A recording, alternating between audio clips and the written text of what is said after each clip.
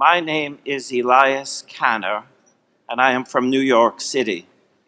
Mr. Buffett, thank you for this entire weekend. I met you at the ball game on Saturday and at Goratz yesterday. It was a great honor for me each time. Thank you. My question is this. Mr. Buffett, will you groom a younger man or woman as your heir apparent? If so, when might you do this? When I say younger, I mean a person 15 to 20 years younger than yourself. Of course, I'm not complaining. You're the best in the world. Well, 15 or 20 years younger is a lot easier to do than it used to be. A large percentage of the world's population is now eligible. We have today the people to take over Berkshire. There's no problem about that at all. They have been named in letters that the directors have, and they are in place. Exactly who will be the two people will, of course, or it could be one person, will depend on when Charlie and I are out of the picture. I mean, if we'd written the letter 10 years ago, it might have been different than today. It might be different 15 years from now. So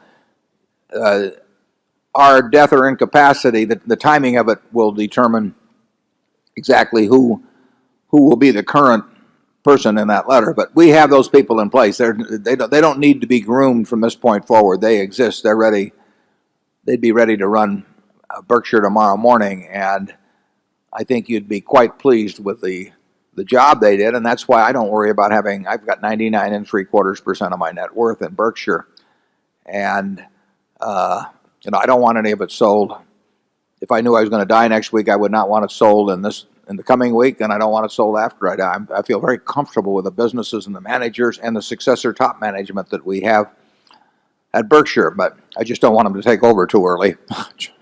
Charlie?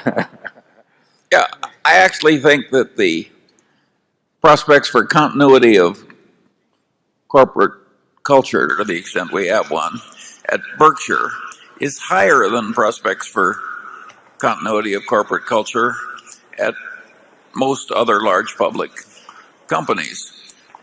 I don't see Berkshire changing its way of operating, even if Warren were to expire tonight. And I think that the capital, the fresh cash, would be allocated less well. But as I've said at past shareholder meetings, well, that's too damn bad.